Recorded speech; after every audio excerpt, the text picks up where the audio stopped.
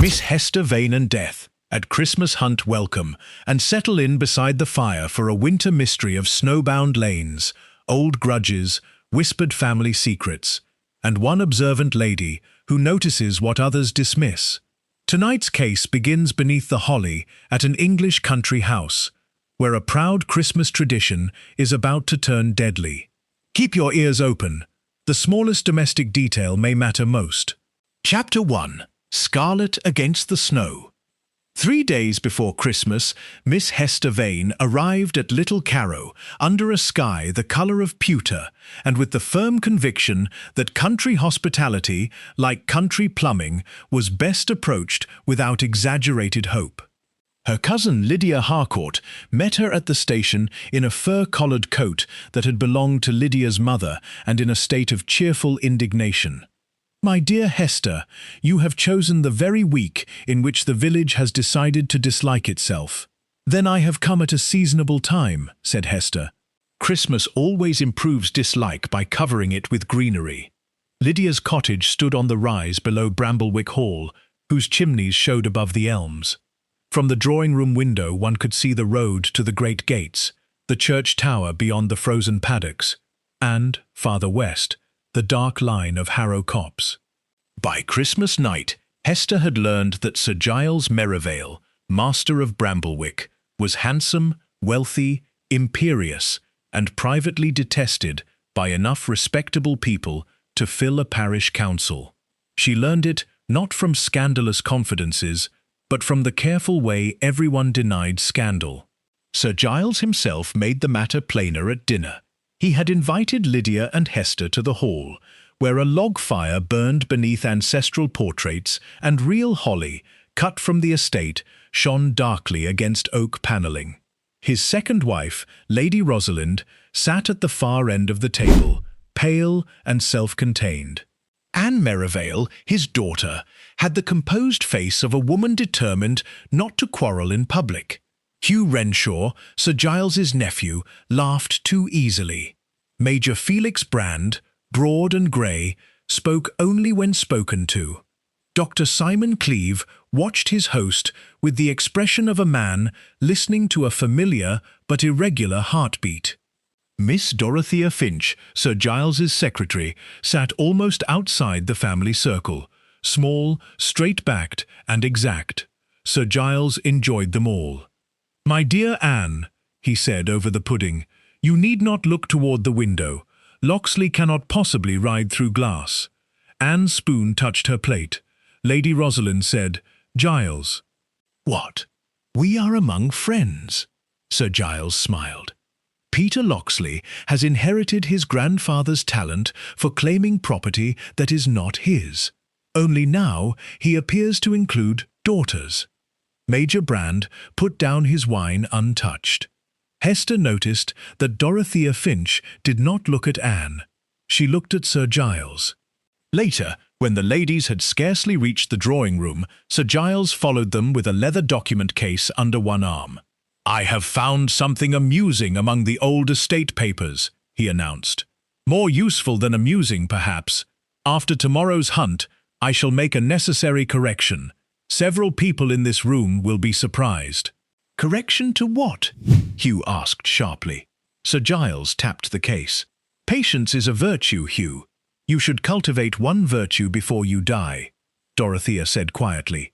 "Some corrections are better made before an audience has gathered." He turned. "And some secretaries are better when they remember they are secretaries." The silence that followed was broken only by the fire. Boxing Day dawned blue and white, brilliantly cold. By 10:30, the sweep before Bramblewick Hall was alive with horses, scarlet coats, farmers in dark wool, barking hounds, children on walls, and villagers pretending not to stare at the house party. Lydia and Hester stood near the stable yard with Mrs. Pargeter, the vicar's wife. A trestle table had been set beneath the arch, with hot tea and scones for those waiting to mount. Sir Giles emerged late, as everyone had expected. He wore scarlet and polished black boots, and was in excellent spirits. 6 minutes slow, that clock," he called when someone complained of the hour, pointing toward the stable face. Bramblewick time has always been kinder than London time. He took a cup of tea, rejected 2 currant scones, and selected the one plain scone left at the edge of the plate. "Giles always fishes out the plain one," Lydia murmured. "He says currants are an insult to good flour." Sir Giles ate standing beside the stable wall. Hester saw Hugh appear behind him, carrying one glove in his teeth while he struggled into a scarlet coat. Dorothea Finch crossed the yard with folded papers. Anne came from the back passage with a small parcel wrapped in brown paper and, catching sight of her father, slipped it behind her skirt. A moment later, Peter Locksley rode through the gate on a bay mare. The quarrel began quietly, and therefore carried farther. "You moved the fence again," Peter said. "I moved my fence on my land. The old survey puts the Harrow strip with Locksley Meadow. The old survey was wrong. My grandfather died saying otherwise." Sir Giles' smile sharpened. "Your grandfather died owing me money." Peter's face went white. "One day, sir, you will say one thing too many." Every villager within 30 yards heard it. At 11 or 6 minutes after, depending upon which clock one trusted, the hunt moved off in a burst of steam, barking and colour. Hester watched Sir Giles ride at the front, then disappear among scarlet backs beyond the lower field. By dusk his horse came home without him. The animal was found first, wandering near Harrow Copse, with a broken rein dragging and foam dark on its bit. Men went out with lanterns. Hester stayed with Lydia at the hall because Anne, suddenly grey-faced, had asked them not to leave. It was Dr. Cleeve who returned first. "They have found him," he said. Lady Rosalind stood very still.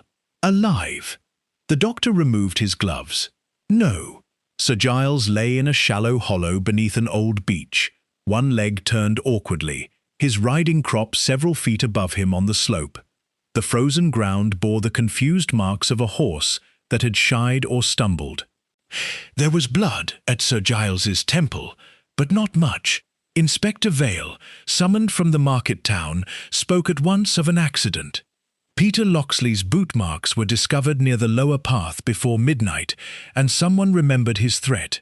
Dr. Cleeve said nothing until the body had been brought back. Then, in the library where the fire had sunk low, he asked Hester if she had noticed Sir Giles after he ate the scone. He complained of his glove, Hester said. He said one was damp. That is not what I mean. Did he look unwell? Not then. The doctor's mouth tightened. The fall injured him, he said. But I do not believe the fall killed him. From the doorway, Dorothea Finch spoke for the first time. And his whistle. Inspector Vale looked up. What whistle? The silver hunting whistle he always wore round his neck. They searched the coat, the floor, the saddlebag, and the wrappings in which the body had been carried. The whistle was gone, and before midnight, little Caro had ceased to believe in an accident. Chapter 2. The Whistle in the Frost. By breakfast the next morning, the village possessed 7 versions of Sir Giles Merivale's death, and had found all 7 unsatisfactory. Lydia reported them over coffee. Peter Locksley had struck him. Major Brand had shot him without leaving a wound. Lady Rosalind had hired a man from London. Hugh had arranged a fatal jump. Dr. Cleeve had given his patient the wrong medicine on purpose. Anne had done something unnamed but filial. Dorothea Finch, being a secretary, had naturally forged everything. Hester, you are smiling. Only because certainty is such a comfort to other people. Inspector Vale arrived at 11.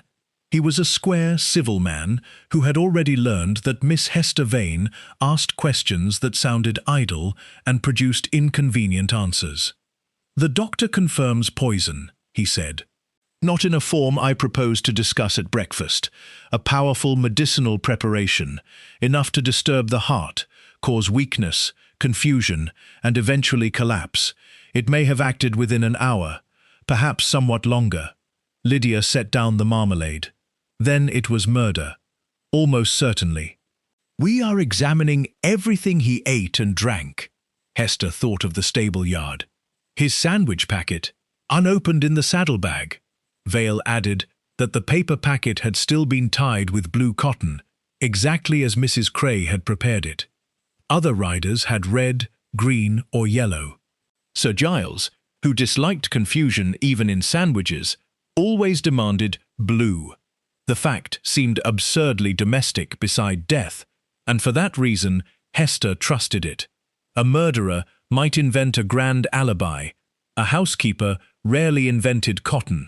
I saw him eating before the hunt. So did others. They assumed it was a sandwich. It was a scone. Vale's pencil stopped. At Bramblewick, the household had the unnatural tidiness of a place where every object had suddenly become evidence. Mrs. Cray, the housekeeper, led them into the stable room. 3 cups stood on a side table, washed but not put away. A plate of stale scones remained under a cloth. "I sent tea out first," Mrs. Cray said. Ellen carried it. The scones came after, because Cook had only just taken them from the oven. "Who carried those?" Hester asked. Mrs. Cray frowned. "I thought Ellen." Ellen, a kitchen maid with red hands, shook her head violently. "No, ma'am. Miss Finch said she was going that way and took them. I had to fetch more hot water." Dorothea, when asked, did not deny it. "I carried a plate from a kitchen to a yard. I did not imagine it would become a matter for the police." "Did you know Sir Giles always selected the plain scone?" Vale asked. Her pale eyebrows lifted. Everyone knew Sir Giles had preferences and insisted upon having them obeyed. There had been 4 scones, 3 with currants, 1 plain. Sir Giles had selected the plain one himself. The remaining currant scones showed nothing unusual. The plate had been handled by Cook, Mrs. Cray, Dorothea, and anyone at the yard table. "Convenient," Hugh said from the doorway. It was the wrong word. Every face turned to him. Hugh had the careless charm of a man accustomed to being forgiven before he had properly apologized. Yet at that moment, the charm failed him. His hand went to his breast pocket, found it empty, and dropped too quickly. Hester noticed the gesture because it was not one a grieving nephew would naturally make while discussing food. It was the gesture of a man checking whether an object was still concealed. He shrugged. "I mean, convenient for the murderer. Uncle chose it. No one handed it to him." Hester looked at his coat. It was dark tweed today, but a faint scratch crossed his cheek. "Did you hunt long yesterday, Mr. Renshaw?" "Until 1:30. You were seen near Wickham Ridge at 12:45. "So, I'm told. Was Sir Giles with you?" Hugh hesitated. "Somewhere about. I remember hearing his whistle." That answer travelled rapidly. By luncheon, 3 villagers were certain they had seen Sir Giles beyond Wickham Ridge well after noon. One had recognized the flash of his silver whistle against scarlet. Yet Dr. Cleeve believed the poison might have begun its work earlier. In the boot room, Hester found a smaller puzzle. Sir Giles's riding boots had been cleaned, but not yet removed from the bench where the police had placed them. The left spur was dull with age. The right shone almost newly polished. "His strap broke Christmas Eve," said Tom Bell, the stable boy. "I put on a spare right spur from the tack drawer." "Whose spare?"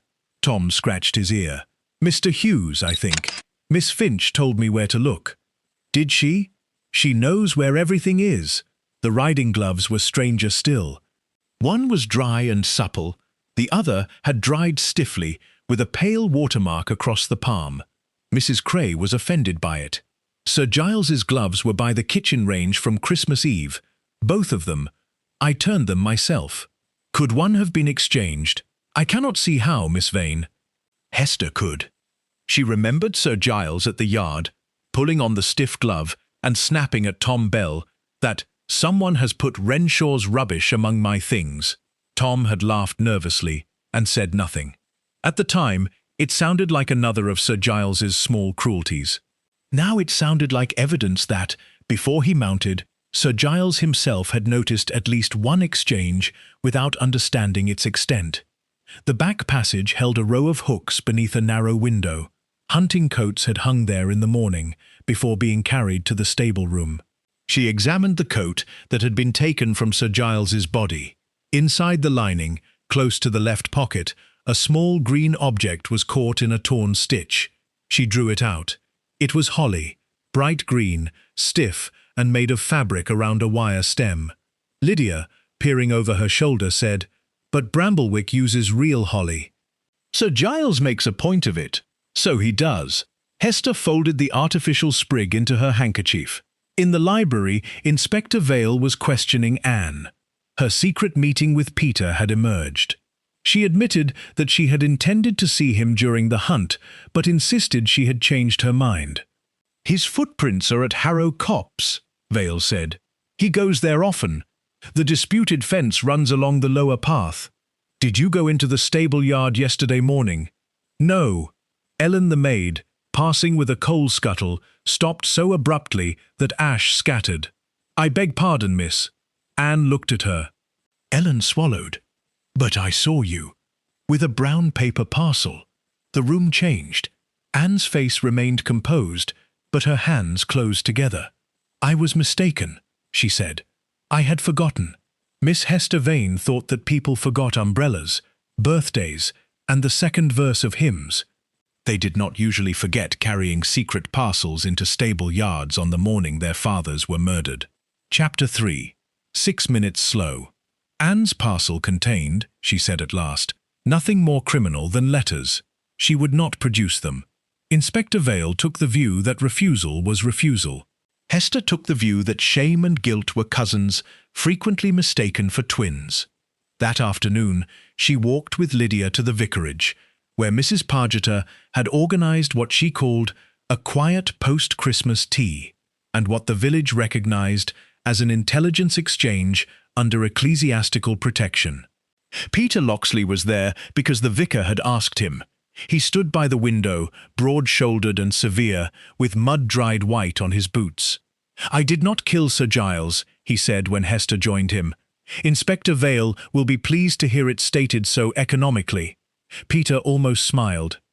He admitted the quarrel about the fence. The Harrow strip, a wedge of meadow and copse, had been worked by his family for generations.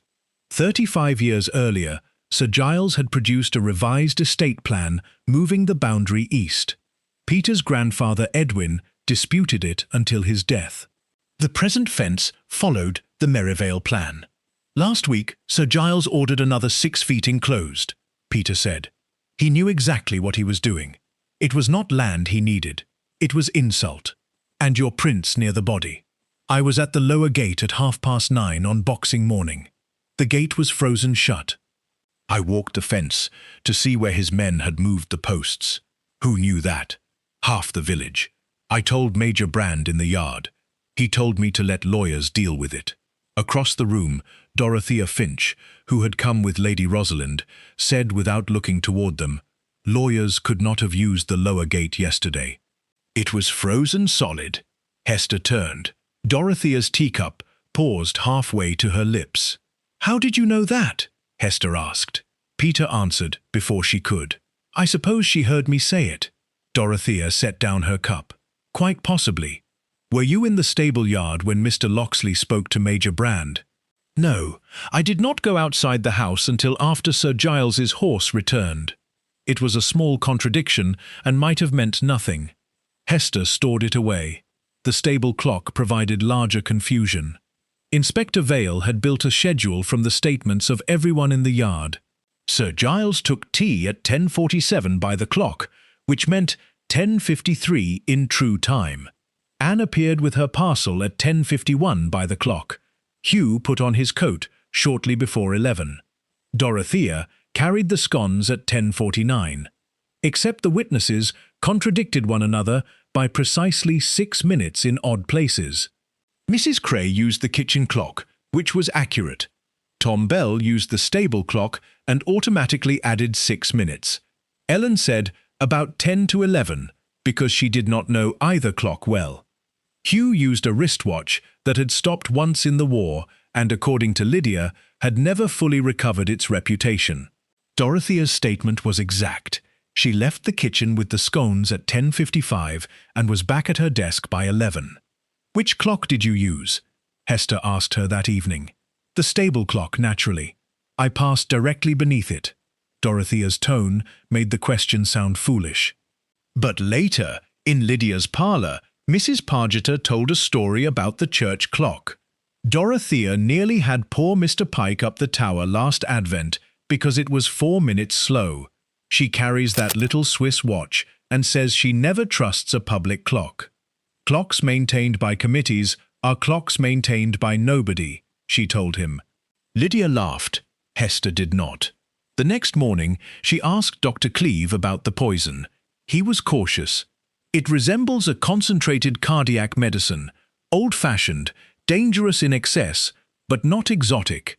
Sir Giles had once been prescribed a related preparation after an illness years ago. There was a bottle in the hall medicine cupboard, though it should have been discarded. Who had access? Mrs. Cray, Lady Rosalind. Miss Finch kept the duplicate household keys. And you? He met her gaze. I am a doctor. I have access to many unpleasant things, Miss Vane. That is a poor basis for hanging me. His father, he explained, had lost nearly everything in a land investment arranged through Sir Giles. Simon Cleeve had been 17. Sir Giles had not committed a crime. He had merely known more than the others and withdrawn his money first. I disliked him, the doctor said. I also kept him alive through influenza twice. People are rarely consistent enough to be convenient. No. At Bramblewick, Hugh was less philosophical. Inspector Vale had discovered a guarantee bearing Sir Giles's signature and securing Hugh's private debt. Sir Giles had not signed it. Hugh admitted the forgery with a kind of defeated elegance. I meant to replace the money before he knew. Did he know? Hester asked. Hugh looked toward the door. On Christmas Day, yes. I saw the paper in his study. He intended to enjoy me after the hunt. Did you take it?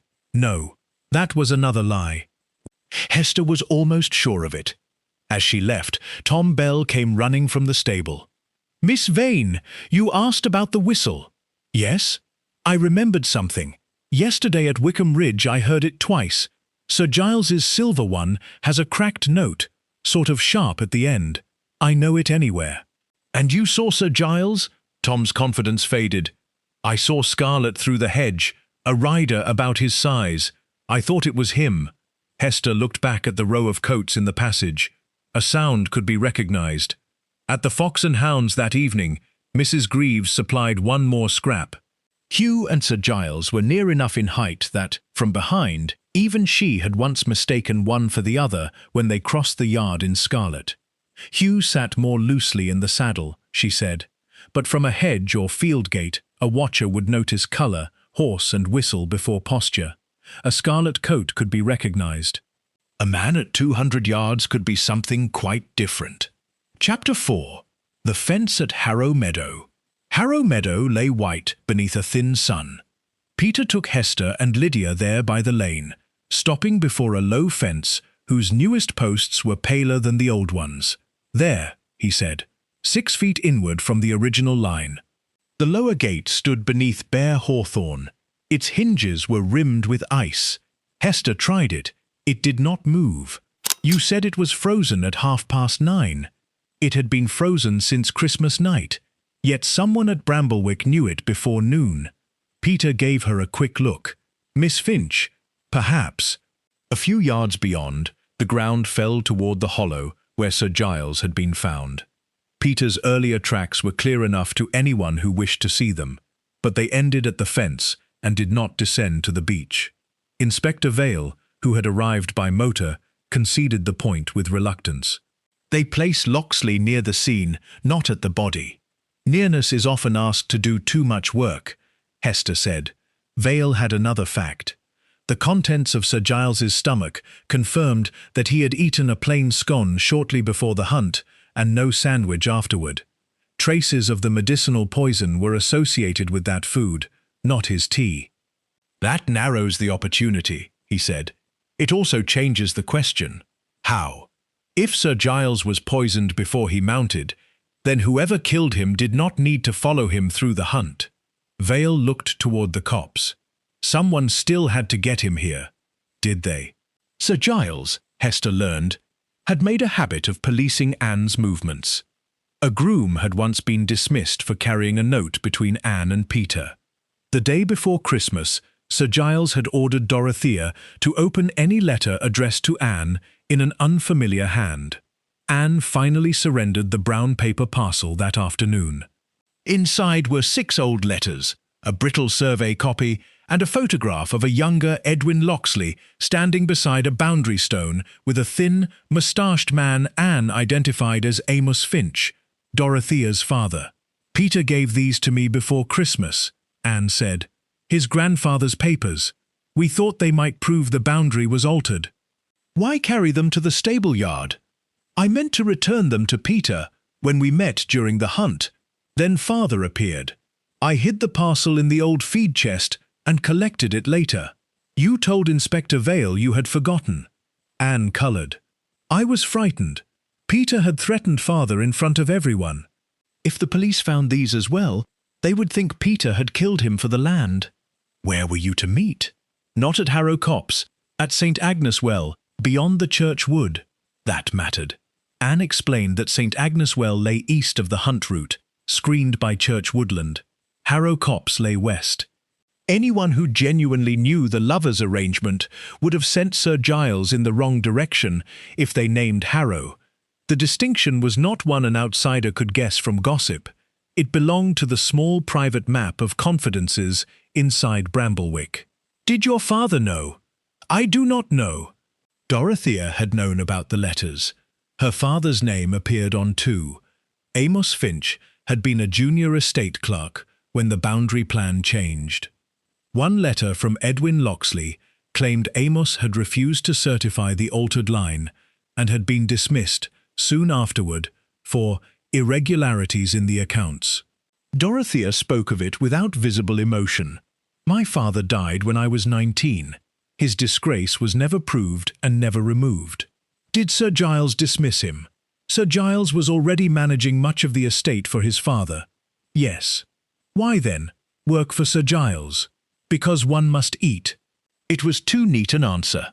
Before leaving the study, Hester paused by Dorothea's desk.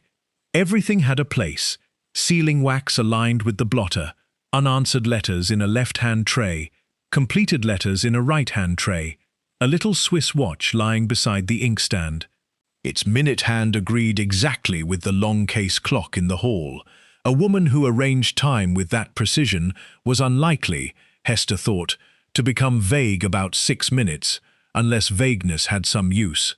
Major Brand supplied another old secret. He and Sir Giles had served together during the last years of the Great War. A young officer had falsified a requisition to cover goods lost in confusion during a retreat. Brand had signed a statement protecting him. Sir Giles preserved the original papers. "He held it over me when it amused him," Brand said. "Not because he wanted money. Money bored him. Power did not. Would exposure have ruined you? Once. Not now. And yet you avoided Bramblewick for 20 years. I dislike remembering the man I was when Giles had something to hold over me." Lady Rosalind's secret was simpler. A suitcase stood packed in her dressing room. She had intended to leave for her sister's house on December 27th. "He promised me a settlement," she told Hester. "Last month I discovered it depended upon his continuing consent. I should have left with very little." "You might inherit more as a widow." "I might. That is the sort of fact one cannot deny without sounding rehearsed." Hester liked her for saying it. That evening, Lydia produced a small revelation of her own. "You remember the artificial holly? The Fox and Hounds has yards of the stuff. Mrs. Greaves bought it in Birmingham because the real berries dropped on the carpet. Who was at the inn on Christmas Eve? Half the men in the village," Lydia considered. "Hugh Renshaw, certainly. He lost £6 at cards and left after midnight wearing his scarlet hunting coat because he had come directly from the hall." Hester went still. Mrs. Greaves remembered the exact decoration because Hugh had torn one wired leaf loose while reaching for his overcoat and had tossed it into the fire, complaining that imitation holly was fit only for railway refreshment rooms. Another piece had remained snagged near his pocket. Mrs. Greaves had meant to pluck it away and forgotten. Hugh wore his scarlet coat to the inn, so Mrs. Greaves says. He caught it on one of the garlands and swore at it. In the coat taken from Sir Giles's dead body, Hester had found a sprig of artificial holly. Bramblewick Hall used only real holly. The Fox and Hounds used artificial, and Hugh Renshaw had worn scarlet there the night before the hunt. Chapter 5. The Brown Paper Parcel. Hugh resisted for 12 minutes. Then Hester placed the artificial holly on the table between them. His expression changed. "You wore your uncle's coat during part of the hunt," she said. "No. The coat on Sir Giles's body was yours." He stood, walked to the window, and came back. "It was a mistake." "Whose?" "I don't know. The coats were laid in the back passage. They are nearly identical from behind. Mine is a little looser in the shoulder. I put on one and ran out because Uncle was shouting that everyone kept him waiting." "And Sir Giles put on yours?" "I suppose so. You noticed? Not until we were across Millfield." "How?" Hugh looked miserable. "The whistle. The silver whistle had been in Sir Giles's coat pocket, its chain looped through the buttonhole. Hugh had found it when he reached for cigarettes.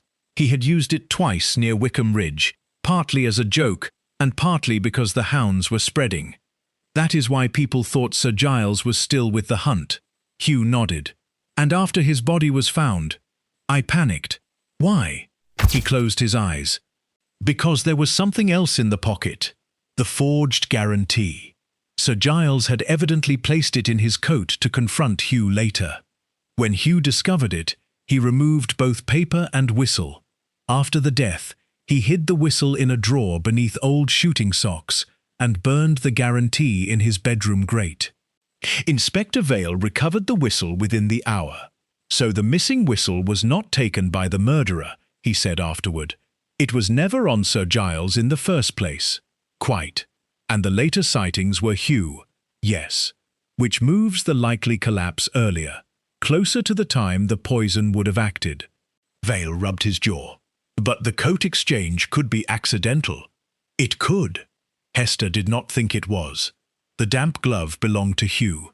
Before Christmas luncheon, Hugh had come in through the back door, after walking from the Fox and Hounds, one glove soaked where he had scooped snow from his hat.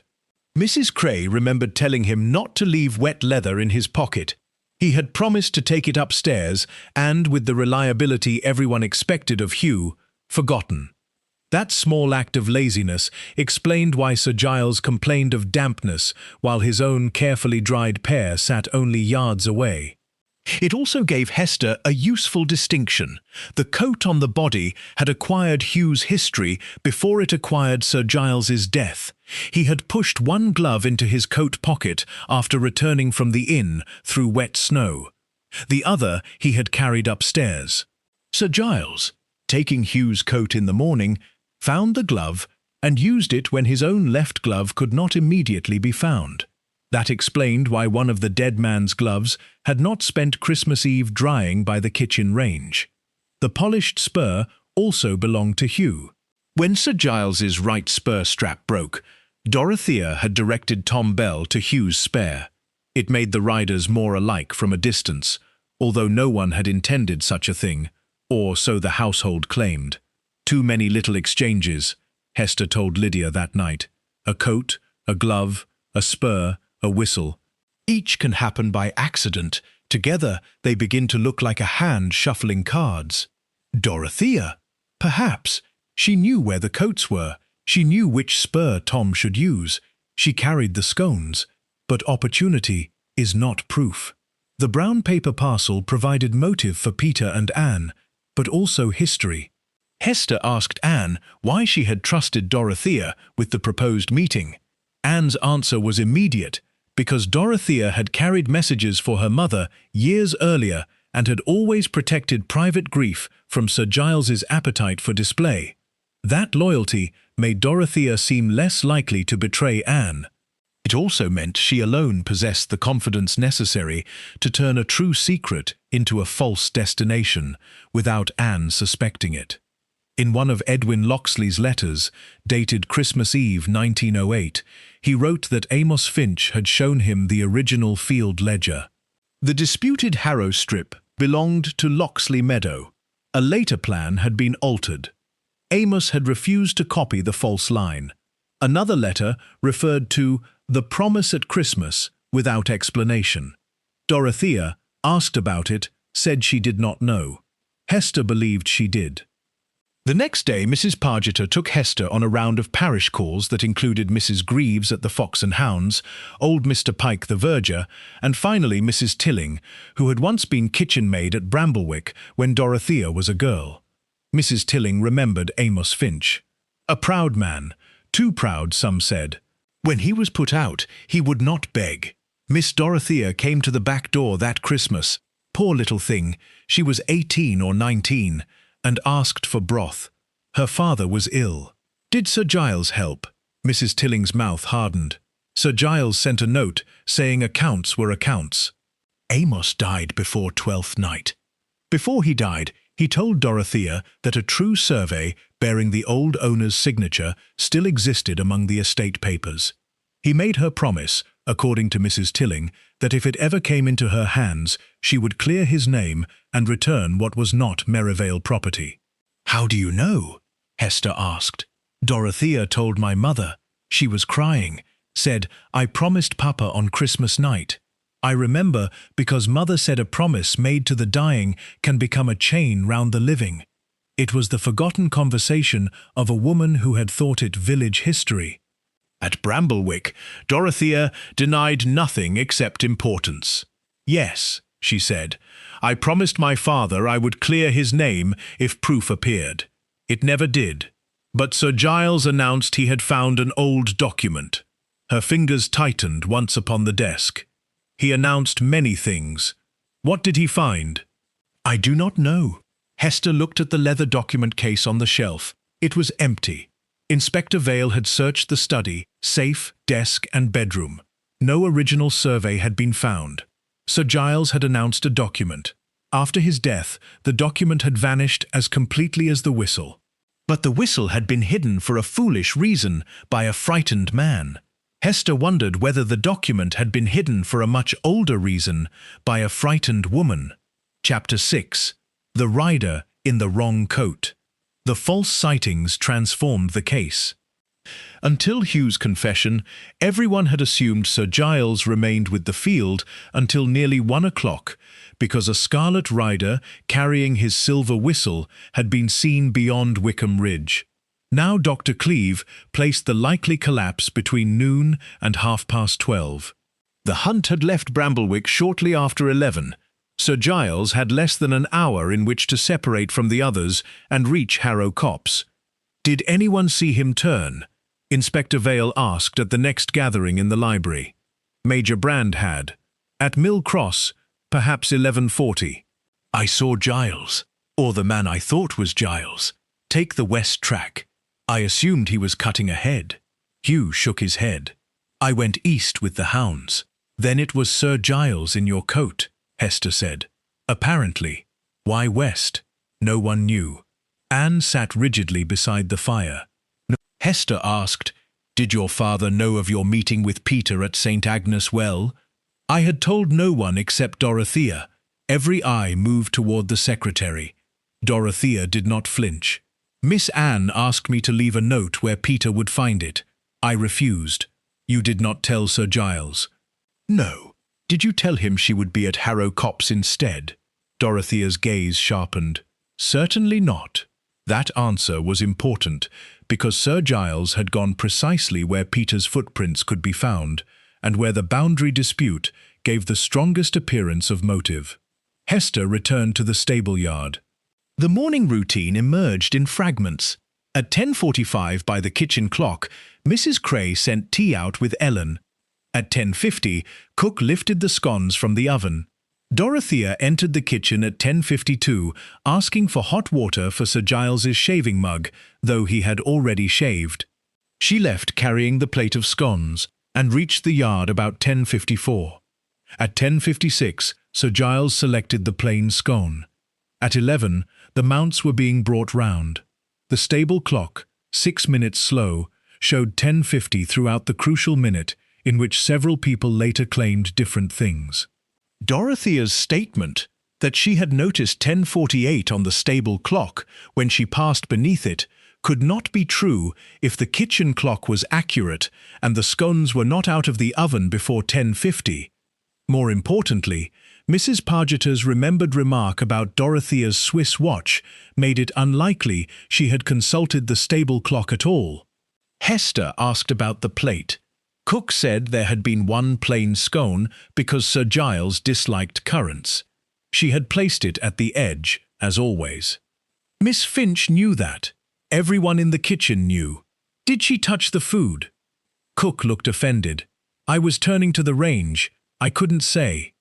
On the stable room shelf, Hester noticed a teaspoon with a twisted silver handle among plain hotel plate spoons. Mrs. Cray frowned when shown it. That belongs to Miss Finch's morning tray. She has had it years. Initials underneath. D.F. How did it get here? No one knew. Dorothea said Mrs. Cray must have sent it out by mistake. Hester asked whether she had noticed the spoon missing from her own tray. Dorothea replied that she had been too occupied with correspondence. Yet the morning room wastebasket held the neat paper wrapper from 2 digestive biscuits and a penciled note in Dorothea's hand. Spoon to pantry. The note had evidently been written later, perhaps to explain the absence to herself or to someone else. To Hester, it felt less like memory than repair, the sort of tidy amendment a precise woman made when an untidy fact had begun to trouble her. Mrs. Cray denied this with the solemnity of a witness at the Last Judgment. I set Miss Finch's tray myself. 1 cup, 1 spoon, 2 thin pieces of toast. She had it in the morning room at 10:30. Hester carried the spoon to the morning room. On a small side table stood Dorothea's cup, saucer, toast rack, and no spoon. The spoon proved only that Dorothea had taken it with her when she left the room. But it put a personal object of hers beside the scone plate at the moment she claimed merely to have carried food untouched. That afternoon, Inspector Vale searched the medicine cupboard again. The old bottle Dr. Cleeve remembered was gone. Lady Rosalind admitted taking household keys on Christmas Eve to fetch sleeping drops. Mrs. Cray had used them for the linen press. Dorothea held the duplicate ring daily. 3 women, Vale said. Any of them could have taken it. Dr. Cleeve, too, on his visits. 4 people, then. And Sir Giles himself.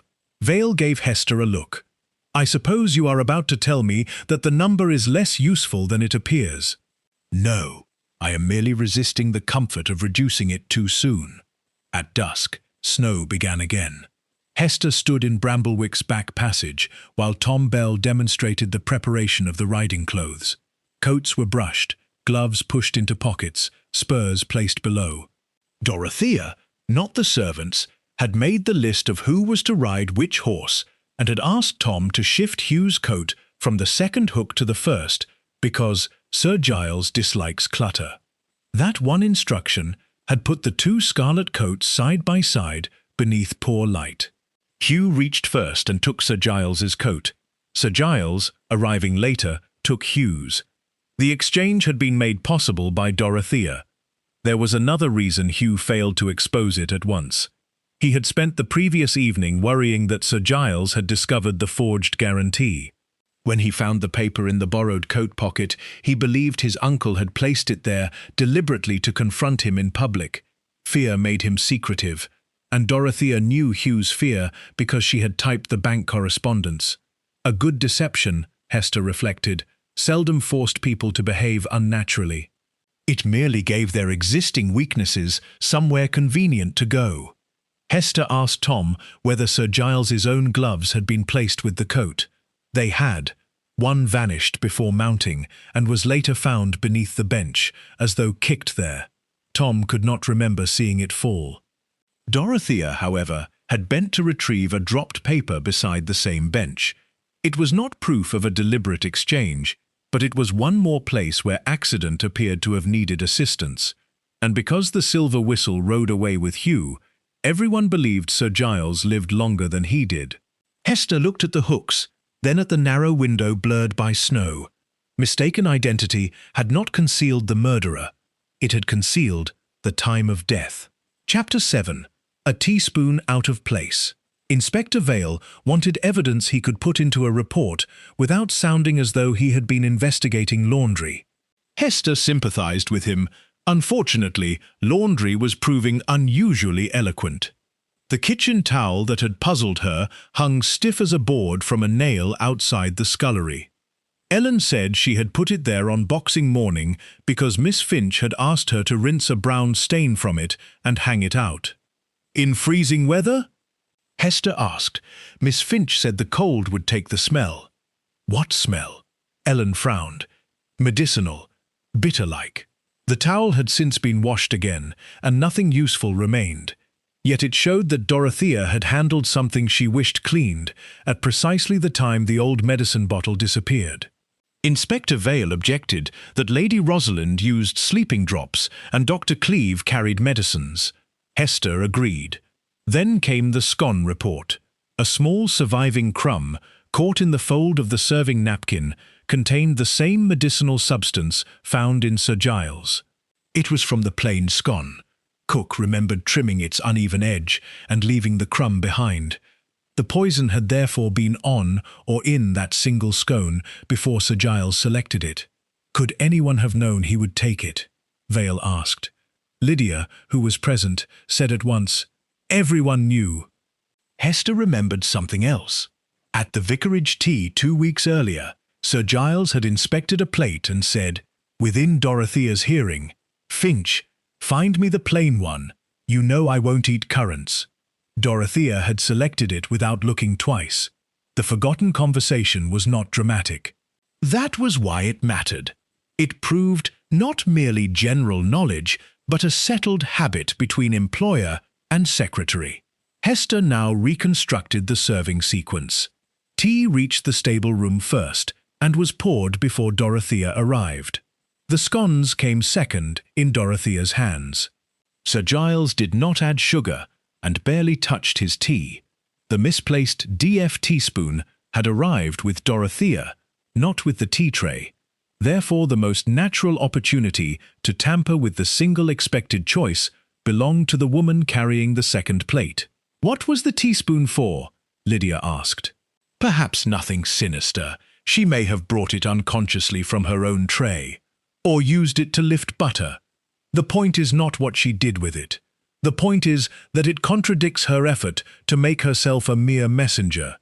Domestic objects are often witnesses to movements, rather than crimes. Lydia looked unconvinced, so Hester added, "A murderer who has planned a dramatic deception still has to live inside an ordinary morning. She drinks tea, she carries a spoon, she asks for hot water, she uses the clock she thinks other people will believe. Those ordinary motions are harder to invent consistently than the grand story." Inspector Vale found that reasonable enough to question Dorothea again.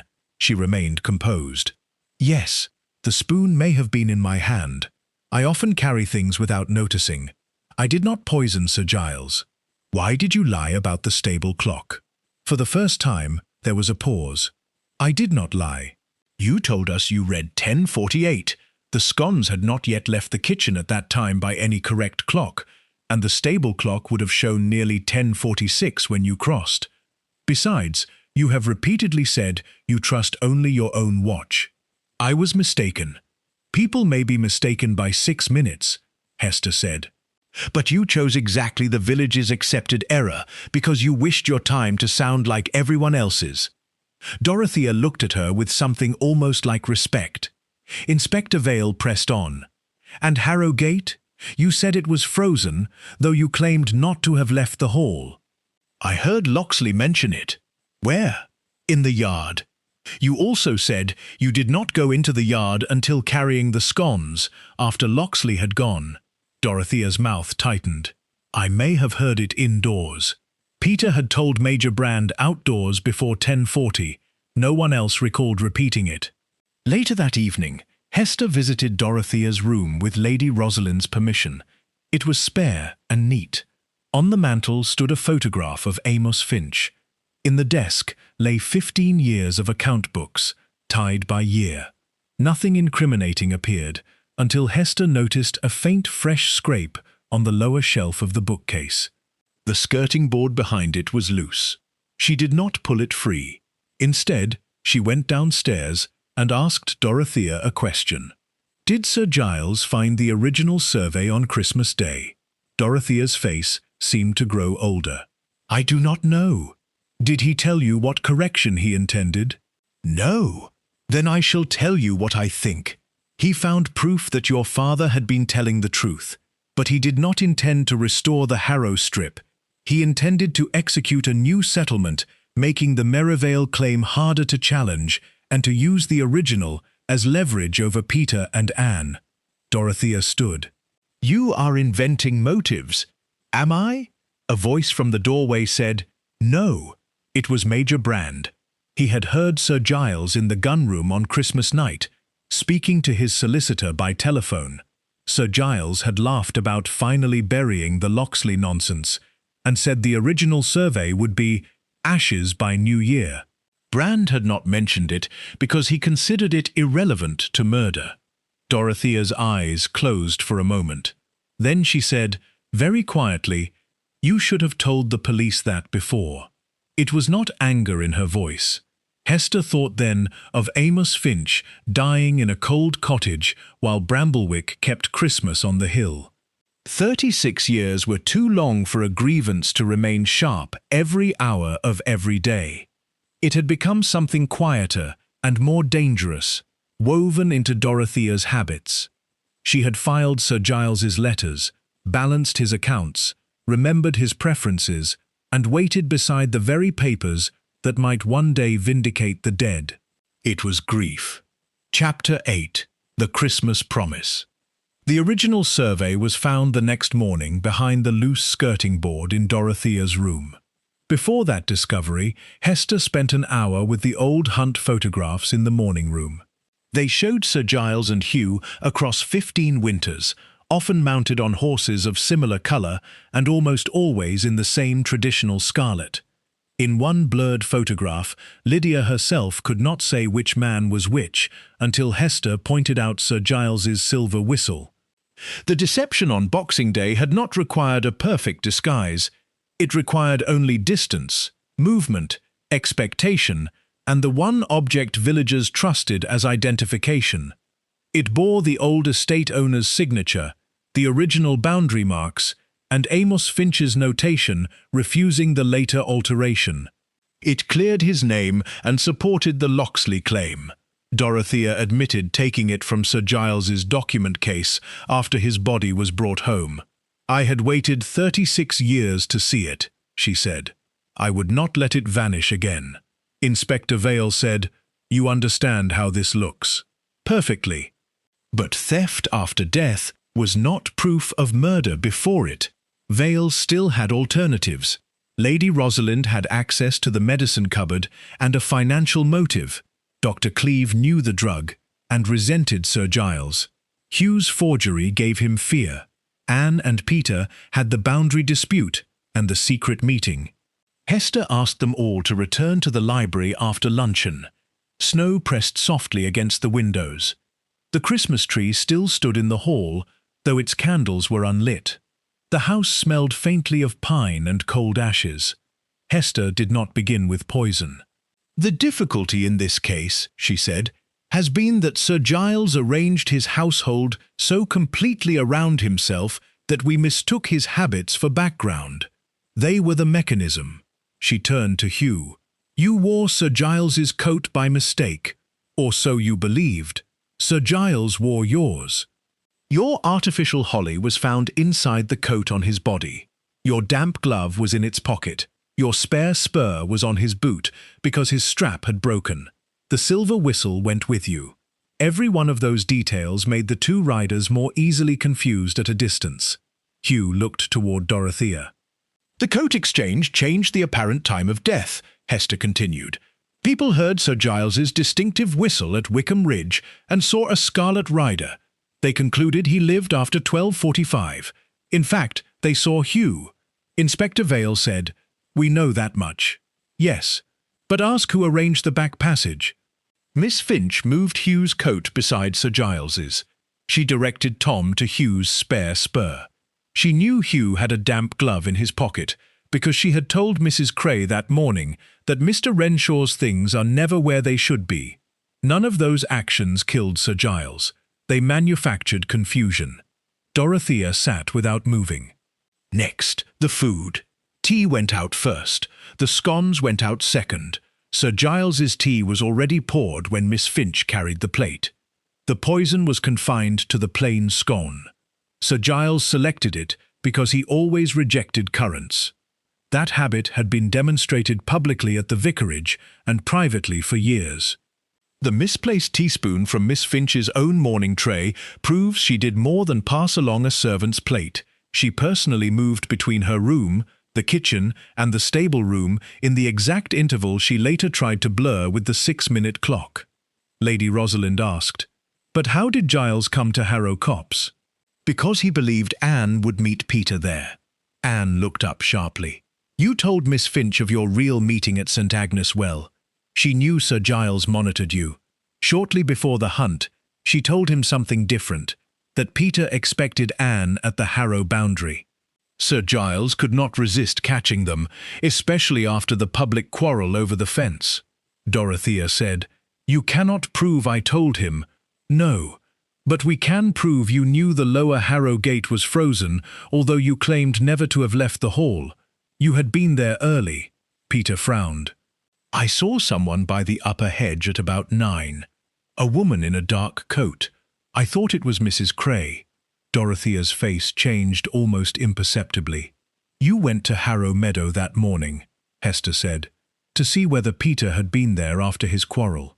You saw his prints. You saw the frozen gate. That gave you the place.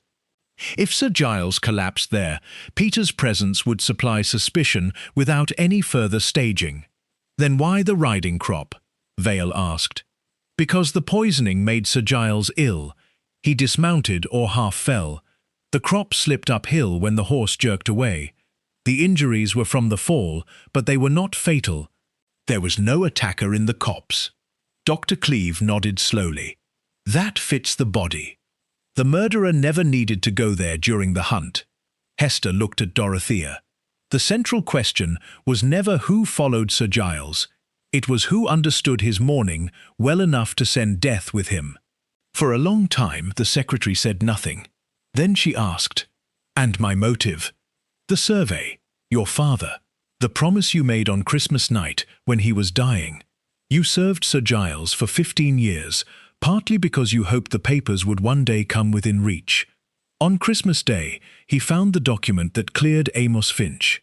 You heard him tell Major Brand's solicitor, or perhaps you saw his draft instructions, that he meant to destroy it after using it to secure the Merivale claim. He had already humiliated Peter, threatened Anne, and treated your father's disgrace as an old joke." Dorothea's hands lay flat on her skirt. "He laughed," she said. "No one moved. He called my father a sanctimonious little clerk. He said, 'The dead do not sue.' Then he told me to bring the survey to his room after the hunt so he might put it in the fire himself." Anne whispered, "Dorothea." "I had waited all my life," she said. "I had imagined proof would make him ashamed. That was foolish. Proof only gave him one more thing to use." Inspector Vale's voice was gentle now. "So, you took the old medicine." Dorothea closed her eyes. "Yes." She did not describe how. No one asked her to. "I knew which scone he would take. I knew Hugh was frightened enough to hide any coat mistake if he found the forged guarantee. I knew Sir Giles would ride alone to expose Anne and Peter because public domination was the pleasure he never resisted. I thought he would fall in Harrow Meadow and everyone would think of Peter. Why not simply steal the survey?" Lady Rosalind asked. Dorothea looked at her. "Because he would have searched every room, dismissed every servant, accused Peter, and burned the village down socially until he got it back. And because, when he laughed about my father, I discovered that I did not merely want the paper saved. There was the truth. Not justice alone, but revenge. Hester had suspected it from the beginning of the final pattern. A person acting only to preserve a document would steal. A person who arranged a poisoned scone, a false route, and a cloud of mistaken identity wanted the victim dead. Dorothea had loved her father longer than she had hated Sir Giles, but in the final hour the two emotions had become indistinguishable. Inspector Vale stood. Dorothea rose with him. Before leaving the room, she turned to Anne. "The survey is true," she said. "Whatever happens to me, see that it is used honestly." Anne began to cry only after Dorothea had gone. Outside, the snow kept falling, covering every track toward Harrow Copse. But inside Bramblewick Hall, the tracks of ordinary habit remained. Chapter 9. Snow on Bramblewick. The village received the solution badly. Little Carrow preferred murderers who looked murderous. Dorothea Finch had corrected church notices, remembered birthdays, ordered coal, arranged flowers for funerals, and known precisely which aunt required sherry instead of tea. That she had killed Sir Giles seemed to many residents not immoral so much as administratively impossible. Mrs. Pargeter said, "One does not expect it of a woman with such handwriting."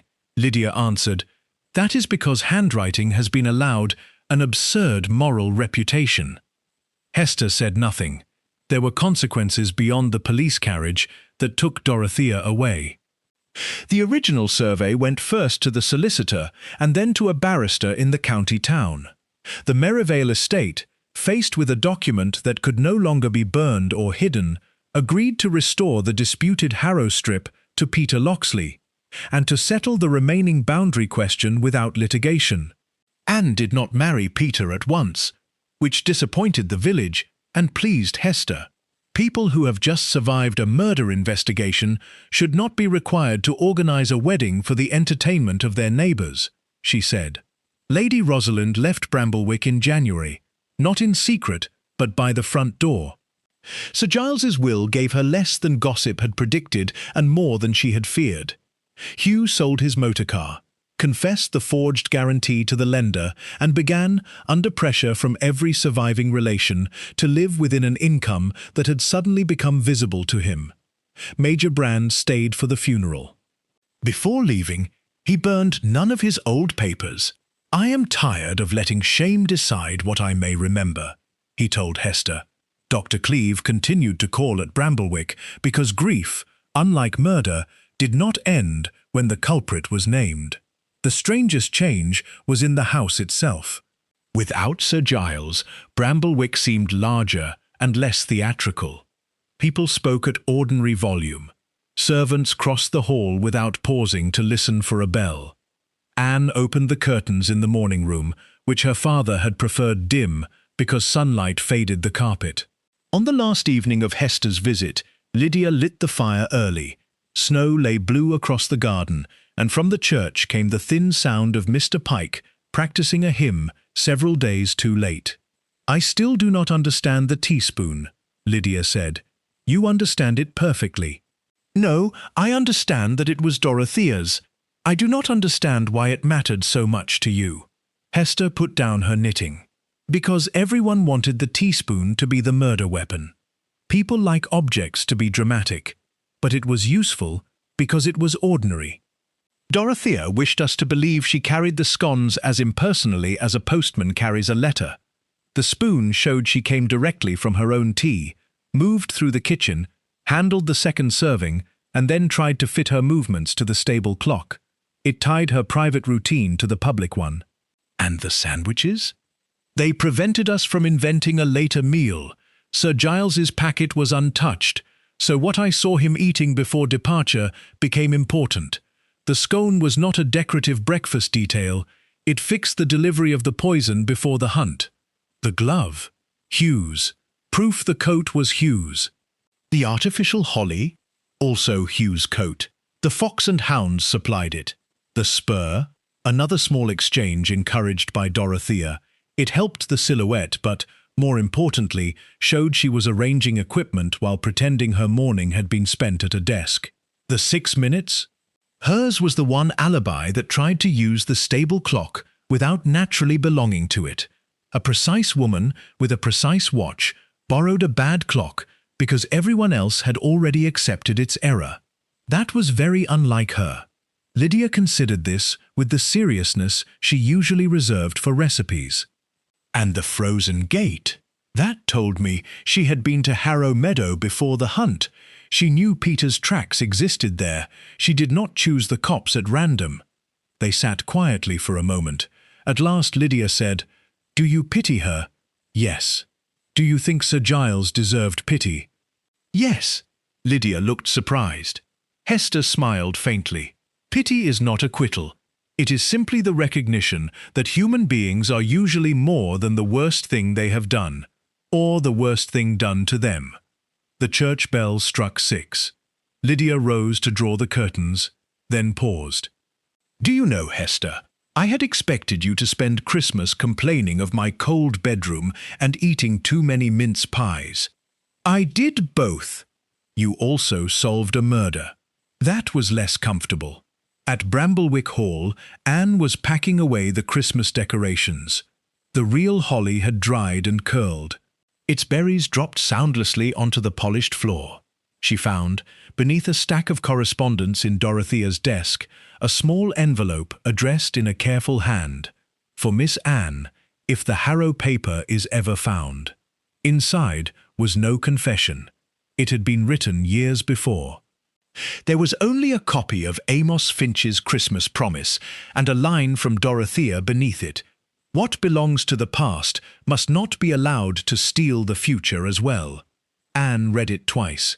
Then she carried it to the fire, hesitated, and did not burn it. The next morning, Miss Hester Vane left Little Carrow on the 10:12 train. Peter Locksley drove her and Lydia to the station. At the crossing, they passed Harrow Meadow, where the disputed fence had already been marked for removal. Fresh snow had buried Sir Giles's last path. Children had built a crooked snowman beside the gate, giving it a scarlet scarf. Peter glanced at Hester in the mirror.